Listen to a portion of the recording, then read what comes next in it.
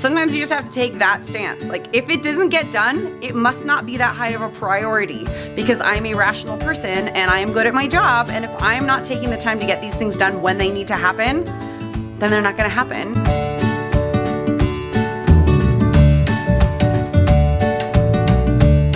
Well, hello there and welcome back to the Caffeinated Classroom. If this is your first time here, welcome. I'm Marie. I'm a high school English teacher in Southern California, and you are watching one of my daily classroom vlogs.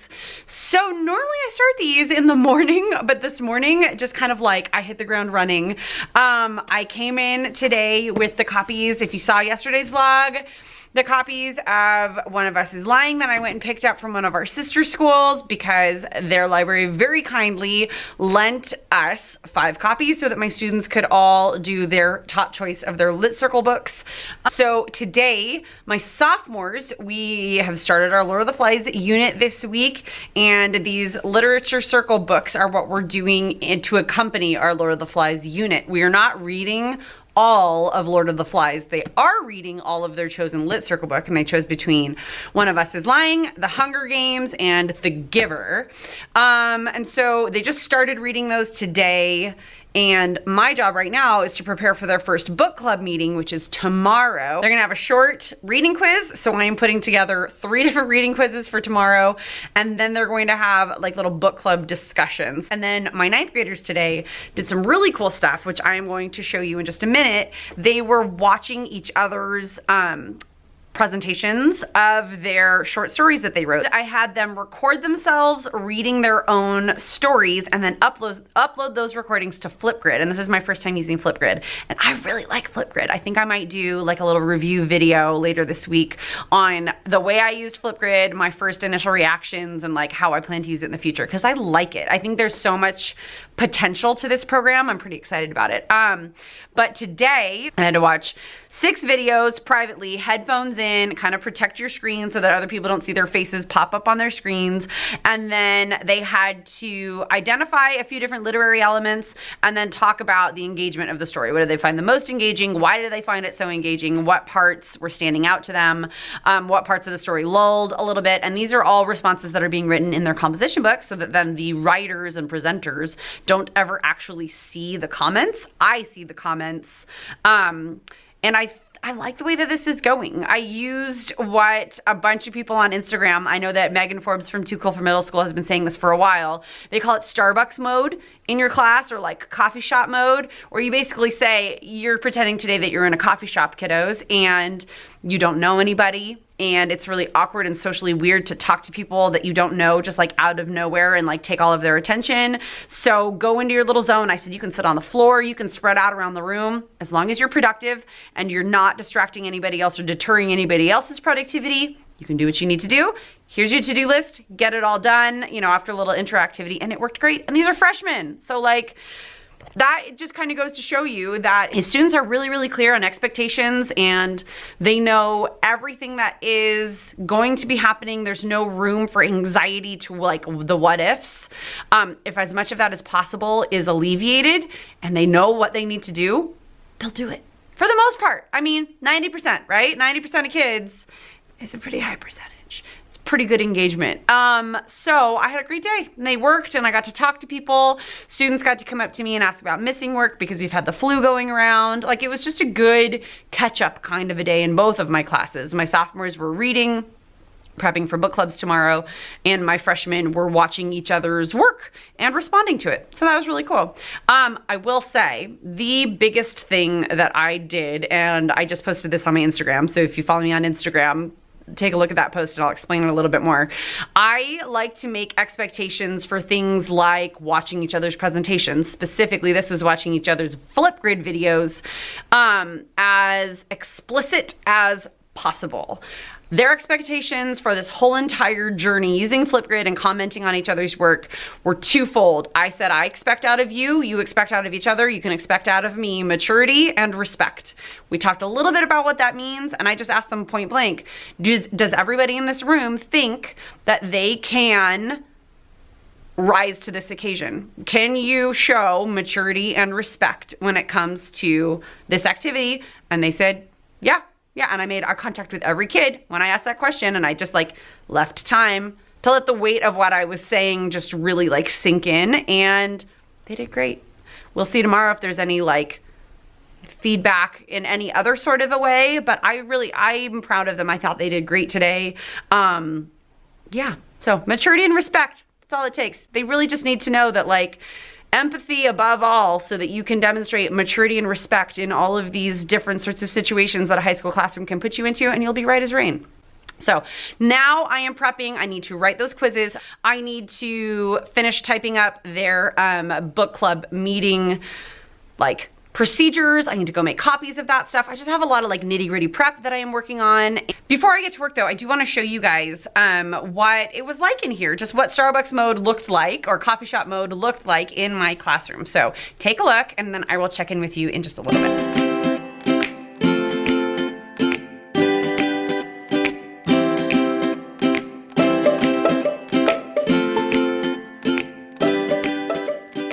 Move, mostly because I don't want you to see how embarrassingly messy my desk is right now. I'm, like I keep saying this week, I am in creation mode, so my desk is really messy. So I'm taking you guys just to another corner of the classroom, the coffee corner, you know, so that you don't have to see how embarrassingly bad my desk looks right now. And mostly because I started to get really anxious looking at the sea of papers that used to be a tabletop. So I have to go and run some copies. So update on that big huge poster, remember, that I'm making for my students to use to trace when character setting and symbols come up in both Lord of the Flies and their book club book, having to do with our two themes of coming of age, lots of innocence, and human nature, violence, or peace. All we did was 2 chapters. Chapters 2, not 1, 2 and 3 for Lord of the Flies. Mind you, we haven't read the whole chapter. We've read excerpts of the chapters. And I had them on little squares of paper that are color coded, basically put like an annotation, like find the evidence in the text, tell me, you know, what about this characterization then is an example or evidence of the theme of coming age, whatever. They had just jot that down on the thing. Well, let me just show you what's going on here. I'm gonna have to remake the poster, unfortunately. So my poster's too small. And they've got some great writing going on in here. So these are all pink as character, green as setting, and blue as symbols. And like chapter 3, they had so many, and each group only did 1. So we've got, but like, there's some really, really good stuff here. Like if you can read this one on page 52, the 2 older boys flinched when they heard the shameful syllables. Snakes were not mentioned, Snakes were not mentioned now, were not mentionable. And it's a symbol. The snakes represent the boy's fear and paranoia. The mention of snakes also reminds them of the death of the little boy with a birthmark. So they're doing some great work. They're doing good stuff, but I do not have room for them. So I'm actually going to take this down. And when I go make copies, I'm gonna get a paper that is long enough to go across the entire board. And then we will have a better visual with more room. I did think about, and I actually started to cut these little squares like in half, and then, but like, look at this great writing that they're doing. Like, I don't want to cut out, they're doing great work, and so I want to make sure they have room to continue to fill that space with great work, and so I just need to make the poster bigger. That's all there is to it, you know? You live, you learn. So I need to get crafty, but that does add something on to my to-do list. Oh my God, I have so many things to do. It's okay. Everything's gonna be just fine, and things are going great, and just keep swimming. Okay, here we go. I made all the copies. This is a lot of copies for me. Like, my students don't normally get this much paper, but the way that I'm teaching like this Lord of the Flies unit with like hands-on annotating, and I'm really like diving into just these short little 4-page, like 4-book page passages. It needs to be in paper. They need to be able to manipulate it and hold it and underline it and write on the side, and not do like sticky notes and all that stuff that I normally do if they have a library book. And I think it's good. It's working. Our discussions, like you saw in my earlier vlog this week about annotating, are a lot deeper. They're a lot more meaningful. We're moving beyond just identifying different literary devices and actually then applying the use of that literary device to develop a theme. Yeah, so it's it's happening, you know, it's happening. I just need to make sure that I really maintain the integrity of what we're doing, and I don't like back off too soon to let them work on their own too soon, because then that starts to become, they get a little bit like, eh. And students who are not really solid in their, not even solid in their abilities and like the skill set of annotating and analyzing as they read, but more like in their confidence of those abilities, if they're really wavering in confidence, if they don't feel that they have mastery of those skills, they will completely let it go if I back off too much too soon. So I'm trying to like find a really good balance between me guiding completely and then independent study. I'm trying to like bridge the gap slow enough that it's like well done. So I'll keep you updated. You know that I will. I'm going to try and put up the gargantuan butcher paper that I just got, so I have to take down my old one, put up the new one, and I may or may not get to draw the lines on today because I need to go get my kids pretty soon, but I still have not yet made the quizzes. That's gonna have to happen tonight, and then I'm gonna have to come early and make copies because I gotta go soon. I have not cleaned up my desk area. Okay, fine, I'll show you. Stop begging. I'll show you what my scary desk looks like here. Okay. Oh wait, it extends to the floor. Let's start behind me with some things I took off the bulletin board so that I could make space for our theme tracer. And then it goes down to the floor, and then it comes up here. And I've got my laptop because I had to do a few things where I could face students. I've got today's coffee mug. I've got yesterday's coffee mug. I've got my water. I've got my task cards for their book club discussions. I've got 3 or 4 different to-do lists. Oh, it extends to the chair. We've got our squares for the theme tracer, extra copies of Lord of the Flies, the rest of the task cards for book clubs.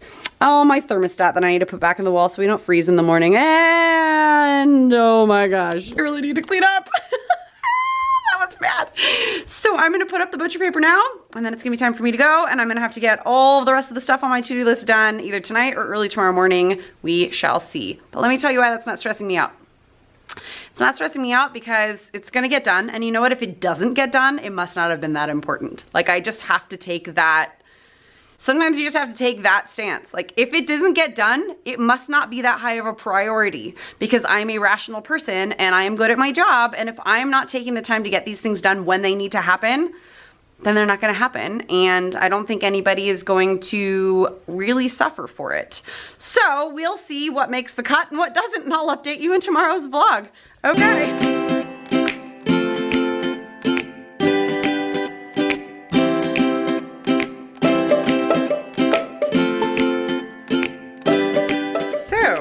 Got the paper up, so that was a good thing. Got a little hairy for a minute there. Had to use my knee to hold up the paper, but that's okay. I'm not following my own advice. I'm not setting myself up for success tomorrow morning because, quite frankly, sometimes you just can't do it all. Like, I just can't do it all, so I'm not going to do it all. I'm going to do what has to be done, and I'm kind of just doing like a bit of lesson planning triage this week. Things are a little crazy, and that's life. I have discovered that adulthood is just being able to handle the crazy. It doesn't get less crazy, it gets more crazy, but you get better at dealing with it. So, off I go.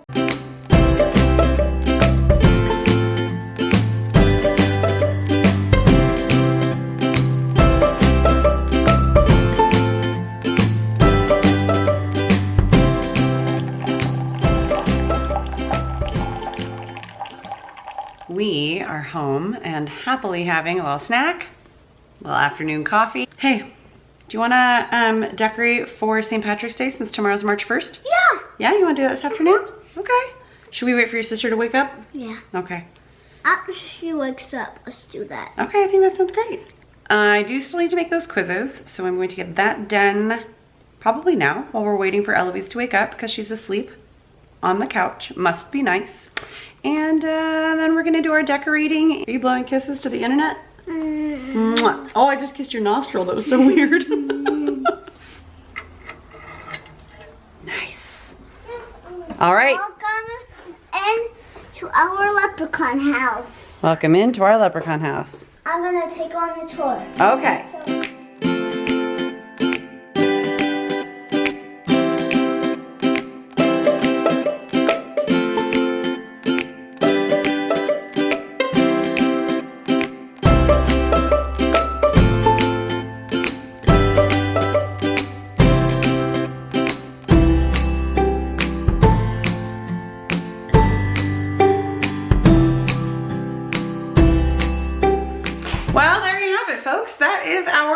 tour. And I mean, sometimes for some holidays I go all out and I deck out the whole entire house, and then sometimes we spend 10 minutes in an afternoon and we put up stuff that I found at the Target dollar spot. It just doesn't really matter how elaborate or like crazy the stuff is. I let Wyatt pick all the spots for everything and then I just help him put it up, and it was really, really fun. So I am going to start making dinner now, so I am going to sign off with you guys.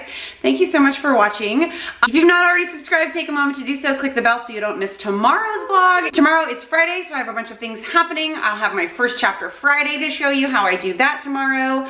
I will have our first book club meeting for the Lord of Flies book clubs. And so make sure that you check that out. Thank you so much, and I'll see you tomorrow.